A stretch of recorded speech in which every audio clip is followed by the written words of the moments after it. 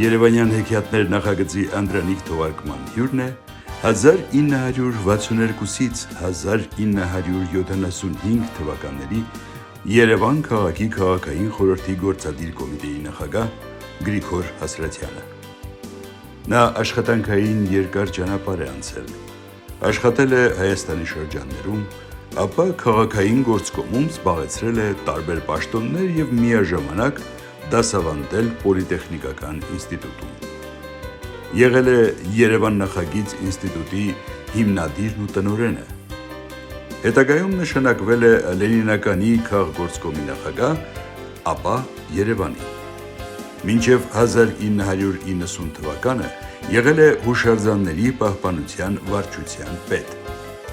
Այդպիսի ճանապարհ է անցել շինարար գիտնականը, ստորգետնյա եւ վերգետնյա Երևանի լավագույն գիտակը։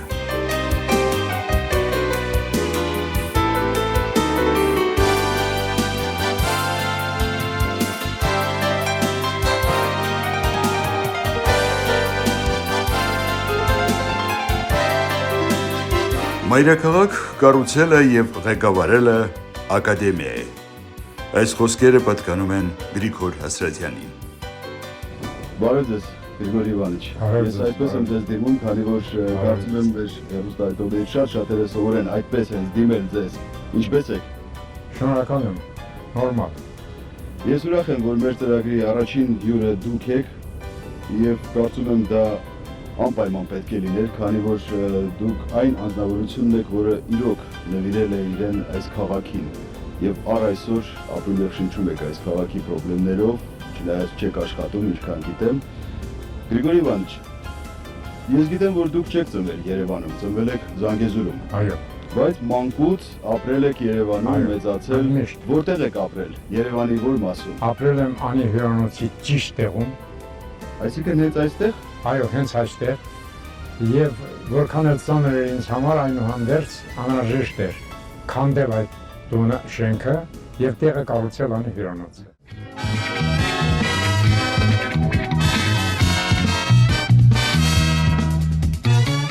Մենք գտնվում ենք այնպիսի վայրում, որը հիշեցրեց Տերեշկովայի այցի ժամանակ Նիկոլաևի հետ ունեցած մի մոմենտը։ Երբ այստեղ էին գտնվում Երևանում, Տերեշկովան եւ Նիկոլաևը, պարզ է, որ ես որոշ պարտականություններ ունեի նրանց ընդունելու հարցում, վերաբերմունք ցույց տալու հարցում, եւ ես ուրեմն այս հյուրանոցի 12-րդ հարկում սրճարանում երեկոյան որոշ ընկերների ներկայությամբ ընդունելություն կազմակերպվեց նրանց պատվին։ Այնուհետև ամառվա ընթացքում շոկ էր բավականաչափ, տոթ էր անգամ։ Ես խնդրեցի, որ դուրս գալ ուրեմն բալկոն եւ մի քիչ զովանալ։ Դուրս եկանք, խոսում էինք Երևանի մասին, ցուցադրում էինք, ես նկատեցի, որ դա չի ուզում նայի։ Տերեշկովան։ Չէ, Նիկոլաևը։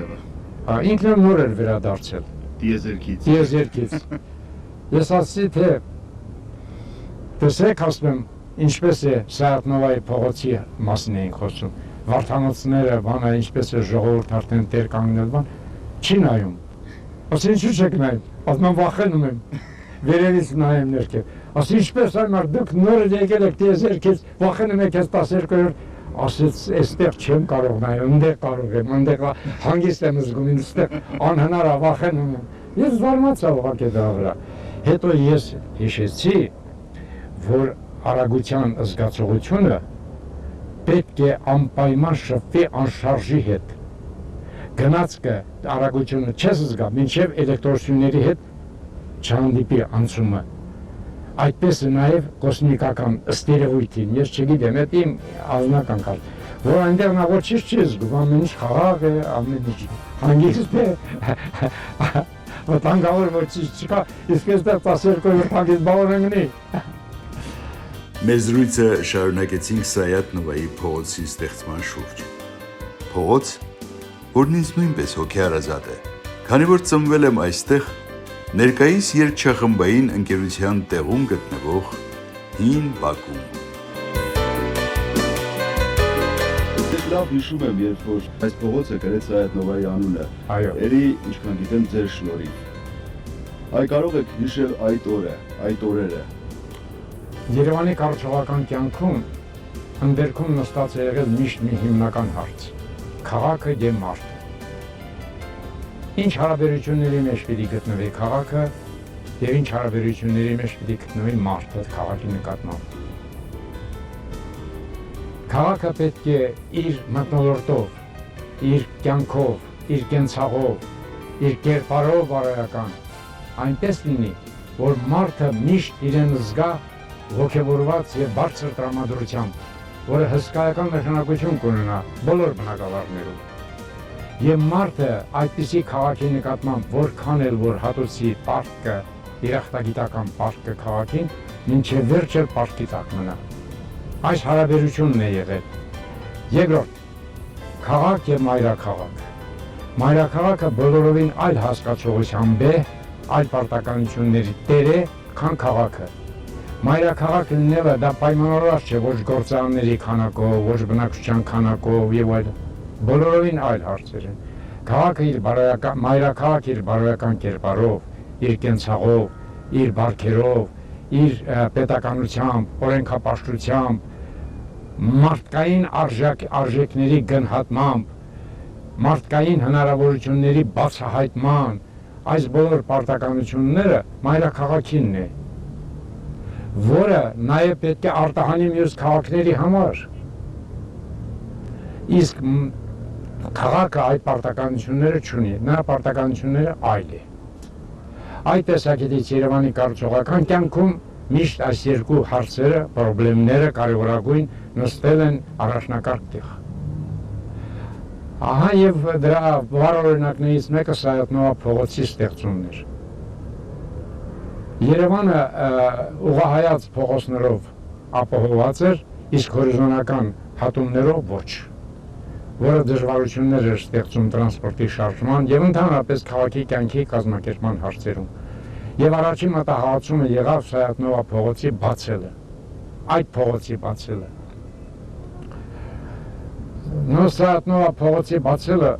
ես պետք է ձեզ ասեմ, որ սովորական փողոցի պարտականություն եւ նշանակություն չստացավ։ Սայաթ-Նովա փողոցի բացելով զարմանալի կարգով բարձրացավ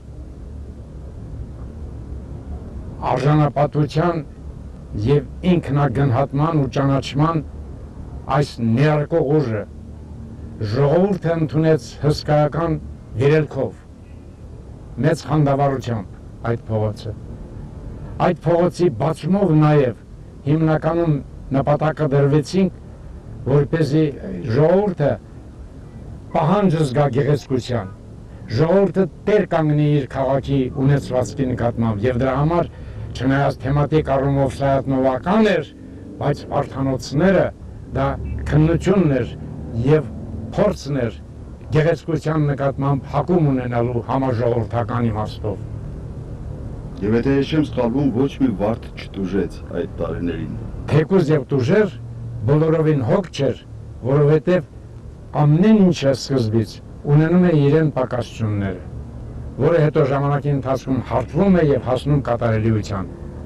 Այդպես է Սայաթ-Նովայի փողոցը կամ Կերասի ծառերի տնկում։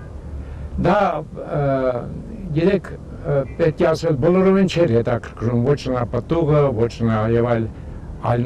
ծաղիկները եւ այդ պահպանության հարցը եւ երեխաների դաստիարակության նշանակությամբ այդ ծառերի արկայությունը։ Եվ գիտեք ինչ, այնքան ոգևորությունը բարձրացավ, որ անմիջապես մասնակցություն ունեցան ինքնաբուխ կարգով, առանց պատվերային, ինքնաբուխ կարգով մեր անվանի նկարիչները, ճարտարապետները, քանդակագործները, Մինաս Ավետիսյանը, այդպես այդ փողոցի շինարարությանը նվիրաբերեց Մինաս Ավետիսյանը Շահվերդյանի հետ համատեղ իրեն ստեղծագործություններից մեկը նվիրված Սայաթ-Նովական թեմաներին եւ իր ձեռքով տեղադրեց Սայաթ-Նովա փողոցի վերջավորության վրա շենքի պատում եւ սրբությամբ պետք է պահպանել այդ հիշատակը։ Այդպես եղավ նաեւ Չուբարյանի կողմից սիրո սիմվոլի տեղադրումը, այդպես եղավ նաեւ ժողովրդական ճարտարապետ Ռաֆայել Իսրայելյանի ստեղծած պատգամը գիտության, սիրո, նվիրվածության թեմատիկ հուշարձանի տեղադրումը, այդպես եղավ Բդայանի կերամիկական գործարանի նվիրաբերումները, մի խոսքով հսկայական նշանակություն ունեցավ ոչ թե իբրև փողոցի, այլ բոլորովին այլ մայրաքաղաքային պահանջների բավարարող եւ ազգային զարթոնքը խոյացնող նշանակություն ստացավ առաջինը եւ կարևորը։ Այդտեղից սկսվեց։ Սայաթ-Նովա փողոցը այդպիսի նշանակություն ունեցավ եւ հնարավորություն տվեց մեզ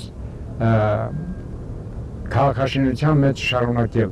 Դեռ ավելի, գիտեք, Սայաթ-Նովա փողոցում մենք փորձեր կատարեցինք նաեւ արվեստների համադրման խնդիրը լուծելու։ Ինչպես գիտեք, քանդակագործությունը այնքան տեղ չի գրավել ճարտարապետության հետ համատեղ։ Նո ասենք թե Մոսկվայում Բաշվոյ թատրի վրա այդ ձիերի ուրեմն տեղադրումը կամ Լենինգրադում սանձահարող ձիերի արձանները, բայց մասսայաբար որ կյանքի մեջ դրվի անմիջապես այդպիսինը մենք փորձեցինք Սայաթ-Նովա փողոցում։ Ասածս այդ նվերները, որը արվեստի գործերը տեղադրեցի մեր անվանի արվեստագետները եւ քննությունը բռնեց արտակարգ հաջողությամբ։ Այսինքն այս փողոցը կառուցվեց ազգովի, այսինքն լուծվեց նաեւ այդ փողոցի կառուցման հետ միասին քաղաքաշինության մեջ սինթեզի խնդրը։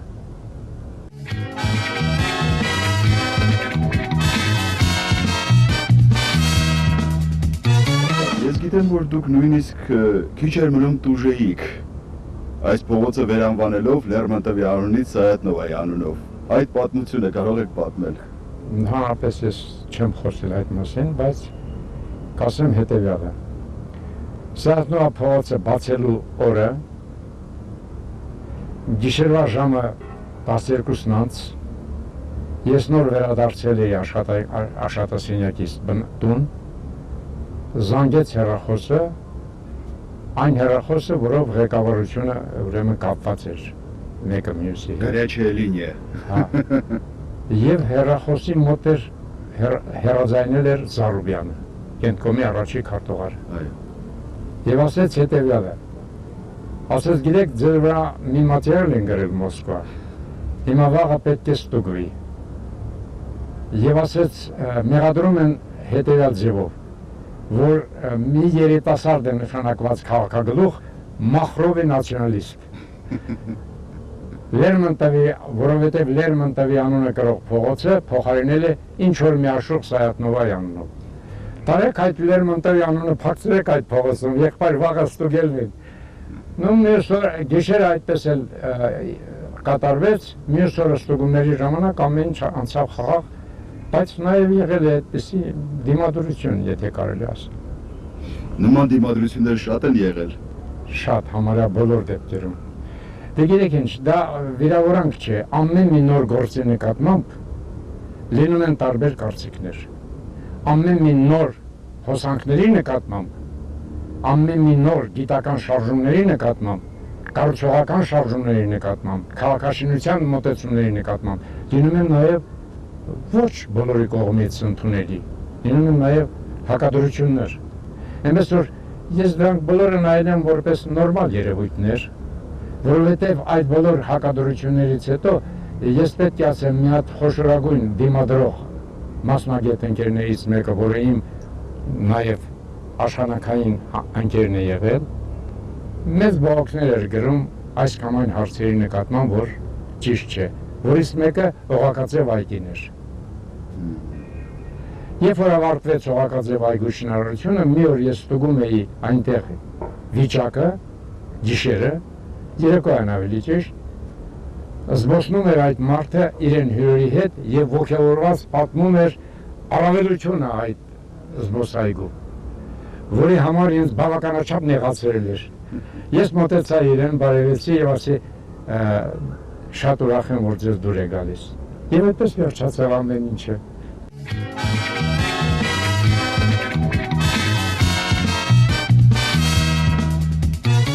Գրիգորի Իվանիչ, այստեղից երևում է նաև Ծիծեռնակաբերդը։ Այո։ Ծիծեռնակաբերդի այդ բոլորը, ինչքան ես գիտեմ, հուշարձանը նույնպես կառուցվել է այն օրերին, երբ որ դուք քաղաքորդի նախագահ էիք։ Դա նույնպես փաստորեն ազգային մոտեցում էր հարցին։ Սարատնովա փողոցից հետո այդպիսի ազգային մոտեցում, այդպիսի ուրեմն վերելք, այդպիսի արժանապատվության եւ ինքնաճանաչման այդ բոցը նաև տվեց Եղեռնի հուշարձանի կառուցումը։ Երբ հայտարարեցին կոնկուրս այդ հուշարձանի համար նախագծման, 67 նախագիծ ներկայացրեց շատ կարճ ժամանակամիջոցում։ Ընդհուպ մինչև տնօրինագործական մակարդակով, որը ես շատ բարձր գնահատեցի շրջաններից եկել այդ նախագիծը։ Բավականաչափ խստագույն պահանջներով քննարկվեց բոլոր նախագծերը, բոլորը առանց բացառության։ Մի քանի օր տարբեր մոտեցումներով, բոլոր տարբեր կարծիքներով եւ վերջապես հայ պետնախագիծ ինստիտուտի տնօրենի եւ ներողություն անհամեստությանս համար իմ որոշումով ընդունվեց այդ նախագիծը, որ հիմա իրականացավ եւ սկսեցինք շինարարությունը։ Այստեղ իհարկե պետք է ասել, որ շատ դրական վերաբերմունք եւ նախաձեռնություն ձեռք բերեց նաեւ ղեկավարությունը։ Նոր շինարարությունը սկսվեց զարմանալի կարգով, ես ձեզ պետք է ասեմ, որ վարպետները վերաբերվում էին ամեն մի քարին, ամեն մի ուրեմն շարքի ավարտին հարազատ երեխայի գուրգուրանքով, սեփական երեխայի գուրգուրանքի նման, այդպես գուրգուրում էր։ Եվ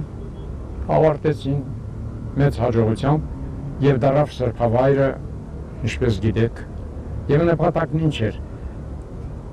Մեր ազգային այդ մեծ սպանդի, որ կատարվել էր 15 թվականին հիշատակը հավերժացնող կազմակերպված ձևով, արժանավայել ձևով հիշատակը հավերժացնելու համար շատ լուրջ նշանակություն ունեցավ այդ հուշարձանը։ Բացի հուշարձանից ես գիտեմ, որ ծառատունք էլ կազմակերպվեց, հայրս պատմում էր, որ իրենց ամբողջ ինստիտուտի անձնակազմը մասնակցել է ծառատունքին։ Միանգամայն ճիշտ եք։ Եվ ծառատունք, եւ բարեկարգում շրջապատի, եւ ճանապարհների կառուցում,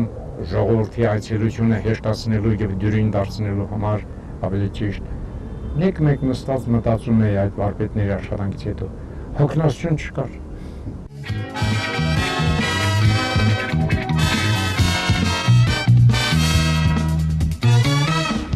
Գրիգորի Իվանիչ, երբ այսօր մեր ժողովուրդը ասում է Էրեբունի Երևան տոնակատարություն, առաջին հերթին հիշում է լուսահոգի Կարեն Սերոբիչ-Դեմիրճյանին, քանի որ այդ ավանդական շարունակությունը Էրեբունի Երևան տոնակատարությունների արդեն այն տարիներն էր, երբ նա էր կենտրոնի առաջին քարտուղարը։ Սակայն երևի շատերը չգիտեն, որ քաղաքի 2750-ամյակի տոնակատարությունը կապված է ձեզ հետ, ձեր անվան հետ։ Ну, ես իմ անվան հետ կապվածությունը թողնում եմ մի կողմ։ Այսինքն գաղափարը ձերն էր։ Թողնում եմ մի կողմ եւ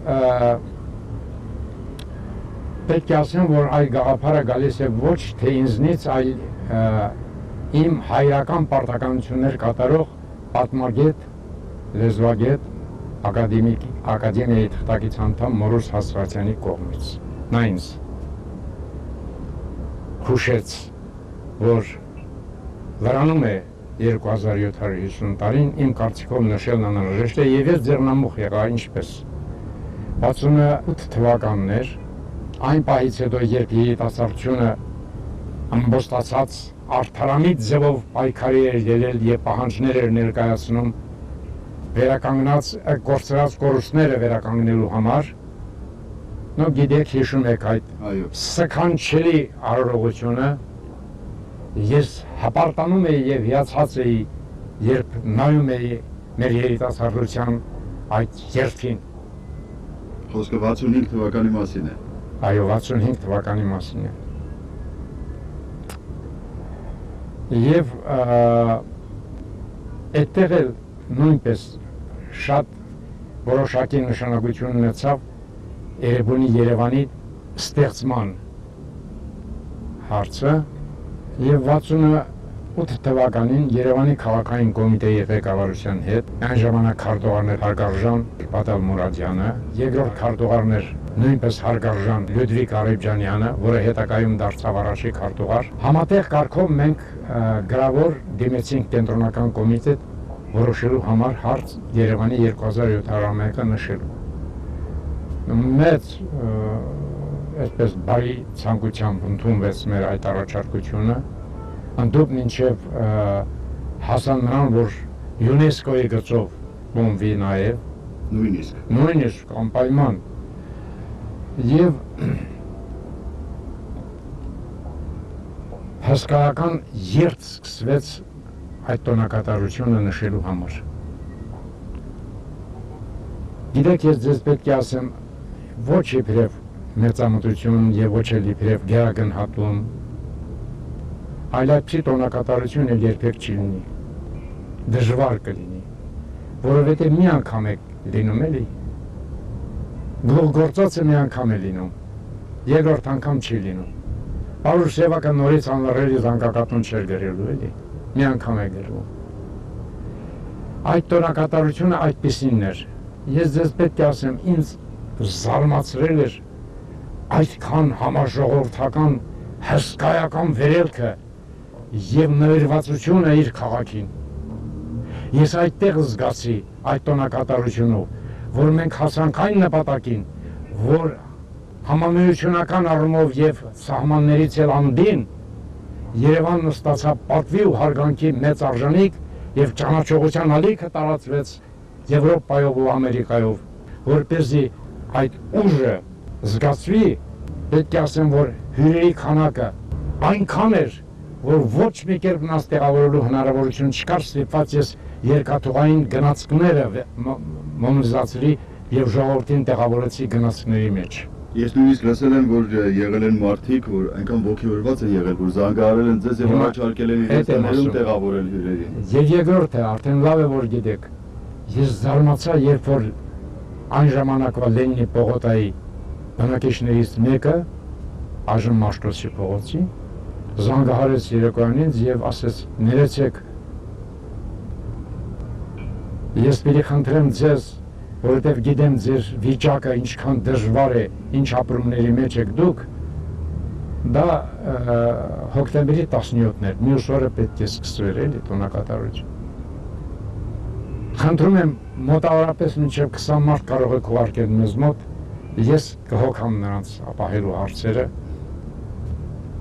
եւ կներեք, որ ավել չեմ կարող ընդունել։ Ներողություն եք խնդրում։ Հա, ես արտակարգ հուզվեցի։ Այնքան հուզվեցի, որ իմ շրջապատի ընկերները, տեղակալները միջամտեցին այդ հարցում։ Կամ թե չէ։ Իջևանից երկու գորգագործ կանայք անցան հարգանքով դեպի իմ աշխատասենյակը, որի դուռը բաց էր այդ օրերին, որովհետև այնքան հաղորդումները եւ պահանջները եւ հարցերի լուծման այդքան, եթե կարելի ասել, պատասխանատվություն զգալու այդ հարցերը, դուռը փակ չպետք է լիներ, պիտի բացվներ եւ ներս եկան։ Բերեցին առաջի գորգը Էրեբունի եւ փռեցին Քաղսովետի աշխատասենյակում։ Ես Եվ մի բան էլ ներողություն ես ավելացնեմ, մեր պետավտոտեսչության ղեկավարությունը, ես ինչքան լսել եմ, ձեր պետական ավտոմեքենայի համարները փոխեց եւ դարձրեց 2750։ Այո, 2750։ Ճիշտ է։ Ճիշտ դա էլ արեց։ Ну, երազ մեքենան, երազ գործանը միկրո ավտոբուսը նվիրեց Քաղսովետին։ Մի խոսքով, այնպեսի շարժում էր, որ Եվրոպայից հսկայական ժուրնալիստների քանակ եկան, Ուրուգվայից ինչ նվերներ եկան, բոլոր հանրապետությունների ներկայացուցիչները գտնվեցին, այնպեսի մեծ հնչեղություն ստացավ, կրկնում եմ այդ Էրեբունի Երևան տոնակատարությունը, որ Երևանցու համար հպարտություն դարձավ օտարների մոտ կոչելու, որ ինքը Երևանի բնակիչ է, երևանցի է։ Այդ դեպքում արդեն զգում ես, որ նպատակին հասած է, մայրաքաղաք կոչվողը իր անվանը արդեն հասնում է, իր պարտականություններով, իր նկարագրով, իր արածով, իր թողածով։ Այդպես էր Էրեբունի Երևանը։ Դա աստված, որ այսօր էլ յուրաքանչյուր երևանցի կարողանա հպարտությամբ ասի, որ ինքը երևանցի է։ Ես կարծում եմ միայն այդ դեպքում, որ յուրաքանչյուր երևանցի զգա իր պարտականությունը այս քաղաքի նկատմամբ, իրոք մեր քաղաքը կրկին կսկսի ծաղկել։ Ցավալի է պարզապես, որ ես հիշում եմ տարիներ շարունակ ես Աբովյան փողոցով իջնում էի, Անի հյուրանոցի մոտից հասնում էի հրապարակ, երևի թե դա տևում էր մի 20-25 րոպե, քանի որ 10 քայլը մեկ կանգնում էինք, բարևում էինք, զրուցում էինք։ Այսօր այդ տարածությունը ես ասում եմ 2-3 րոպեվա ընթացքում, քանի որ գրեթե չեմ կանգնում, երևանցիները շատ քիչ են մնացել մեզ մոտ։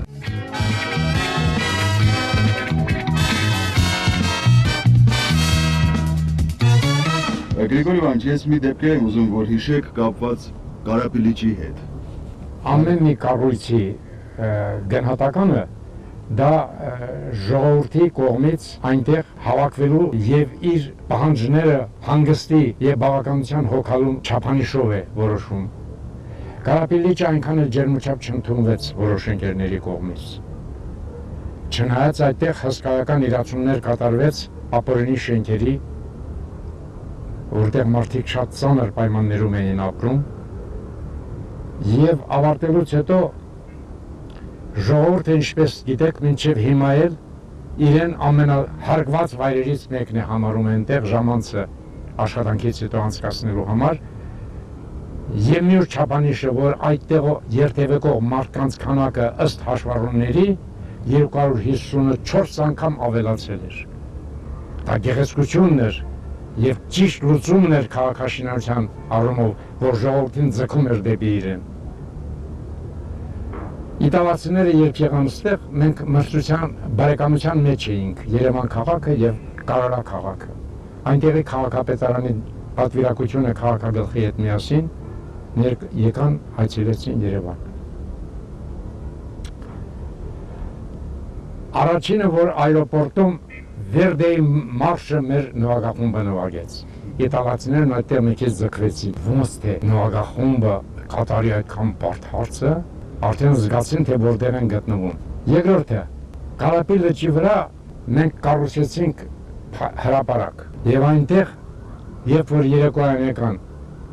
զբոսնելու եւ ծանոթանալու քաղաքի հետ, այդ լճի վրա ստեղծած այդ հրապարակի վրա Վիլեն Գալստյանի ղեկավարությամբ բալետը։ Պատկերացնում եմ տեսարան էր։ Դա արդեն այնպիսի վիճակ ստեղծվեց եւ ժողովրդի մոտ, եւ իրենց մոտ։ Ես էլ անտարբեր կանգնել էի, որովհետեւ ոչինչ չկա, մակարդում եմ։ Հավատացեք ինձ, չկարողացան խոսել։ Կարապիլիչը այդպիսի նշանակություն ստացավ։ Իր կարապներով։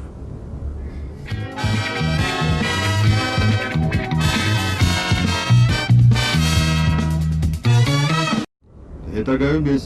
գիտեմ, որ իտալացիները հիացել են նաև երկող շատրվաններով հրապարակի։ Ես արտասահմանում գտնվելու ժամանակ սովորություն ունեի շատ ուշադիր լինել այն բոլոր երևույթների ու հարցերի քաղաքաշինության մեջ, որը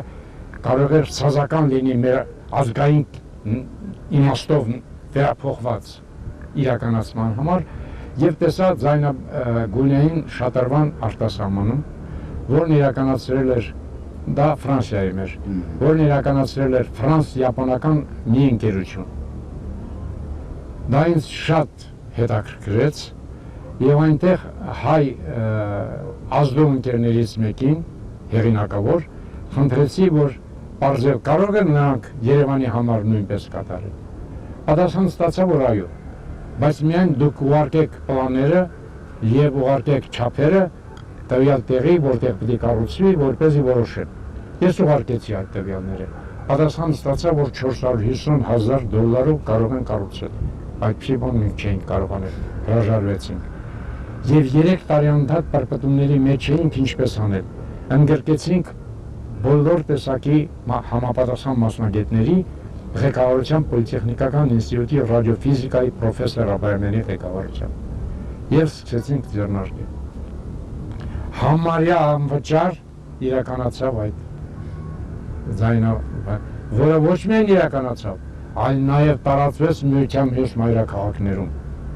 Երբ որ Բրեժնևի ղեկավարությամբ ամբողջ միության ղեկավարությունը գտնում էր Երևանում, Բելարուսիայի առաջի քարտուղար Մաշերովը խնդրեց Քոչինյանին, թե այդ մարդին տվեք տանեմ մեր մոտ էլ կառուցի, ասաց չեմ կարող տալ, մեր նախագահին տալ չի լինի։ Այդպես էր։ Ես կարծում եմ Գրիգորի Իվանովիչ, պատահական չէ, որ այսօր դուք եք մեր հյուրը, մեր այս ծրագրի հյուրերը լինելու են այն մարդիկ, ովքեր ղեկավարել են մեր քաղաքը, այն մարդիկ, ովքեր եղել են քաղաքի գլխավոր ճարտարապետը, գլխավոր նկարիչը, քանի որ կարծում եմ, որ քաղաքի պատմության մեջ մտնում են առաջին հերթին քաղաքագլուխը, քաղաքի ճարտարապետը, գլխավոր ճարտարապետը եւ երևի թե գլխավոր նկարիչը։ Այդ 3 մասնագիտությունները, այդ 3 պաշտոնները պետք է մնան պատմության մեջ, համամիտ եք։ Որի համամիտ եմ, նախքան այդ մասին իմ կարծիքը ասելը, պետք է ասեմ, որ Երևանում լուծվեց նաև պրոբլեմներ, որը նույնպես ժողովրդի կողմից լավ ընդունվեց եւ նյարդվեց սերը դեպի գեղեցկություն։ Գեղեցկության պահանջը հսկողության տակ առավ ժողովուրդը։ Զարմանալի process կատարվեց։ Եվ ինչպես դուք եք նկատել արդեն դա, մեր բազմաթիվ շատրվաններով։ Մենք որոշել էինք 100 այդպիսի ջրային մակերեսներ ստեղծել եւ կրոսֆորդերի միությունական հարցերից մեկը լինի, այդ որ քաղաքն է, որ ունի 100 ջրային մակերեսներ, որովհետեւ եթե քաղաքը ծովափնյա չէ, եթե ջրի մոտ չէ, ապա ջուրը պետք է բերել քաղաք եւ միկրոկլիմայի հարցը պետք է լուծել եւ մենք սկսեցինք այդ process-ը նույնպես, որը ուսուցանելի դառավ ընդհանրապես ոչ միայն մեզում, մեր հանրապետության եւ հանրապետությունից դուրս մյուս քաղաքներում։ Տաշկենտում օրինակ հրապարակում շատրվան է կառուցեցին։ Ճիշտ այնպես ինչպես նզում։ Այդ տեսակետից նույնպես գնահատելի է մետրոյի գաղափարը։ Մետրոյի նախաձեռնությունը անսպասելի էր բոլորին եւ անգամ մեղադրական հնչեղություն ստացավ, որ ֆանտազիորների գործ է դա։ Երևանը ինչպես կարող է մետրո ունենալ։ Քանի որ 1 միլիոն բնակչություն չունի։ Եվ հսկայական է ներողություն բնակչությունը այդ ժամանակ Երևանի։ 700,000։ Այո։ Բայց մեծ գնահատանքի արժանի եւ Քոչինյանի եւ Բադալ Մուրադյանի կառավարության նախագահներ վերաբերմունքը եւ ջանքերը օգնելու համար, որովհետեւ այդ նախաձեռնությունը միայն քաղաքային սովետինն էր եւ այդ մասին միայն տեղյակ էր Քոչինյանն ու Մուրադյանը, ուրիշ ոչ ոք։ Եթե ես չեմ սխալվում, մետրո չէր կոչվում փաստաթղթերը, կոչվում էր պատզեմներ։ Հնարավորություն չկար մետրո կոչելու, բայց կառուցում էր իրականում բոլոր մետրոյի չափերով։ Նա անվանակոչվեց մինիստրի տեղակալի առաջարկով, շատ խելոք առաջարկեց Սասնով ազգանունով մի մինիստրի առաջ տեղակալներ տրանսպորտի շինարարության միությունական, ասեց բերեք դնենք արագաշարժ էլեկտրոքար։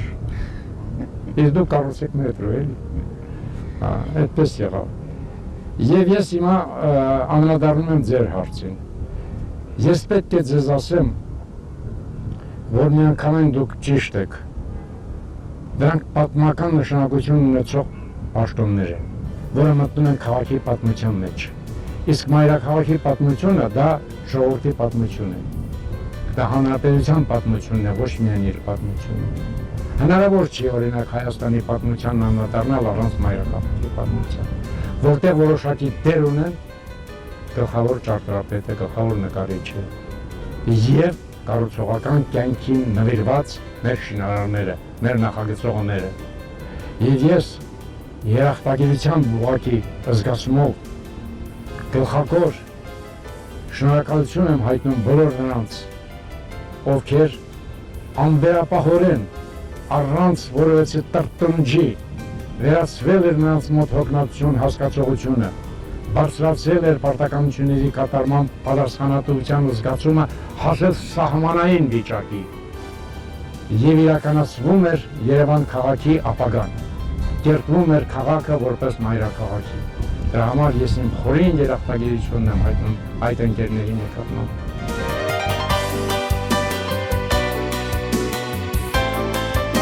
Մենք էլ մեր խորին երախտագիտությունն ենք հայտնում քաղաքին նվիրված երևանցի Գրիգոր Հասրատյանին։ Մի մարդու, ով մեզ փոխանցեց վարդագույն մի քաղաք։ Մի մարդու, ով հյուսեց բազմաթիվ լեգենդներ եւ հեքիաթներ մեր սիրելի Երևանի մասին եւ ջանք ու եռանդ չխնայեց, որպեսզի դրանք իրականություն դարձնի։ Եվ այսօր Գրիգոր Հասրատյանը պարզ երեսով, հպարտ կարող է քայլել իր Երևանի փողոցներով։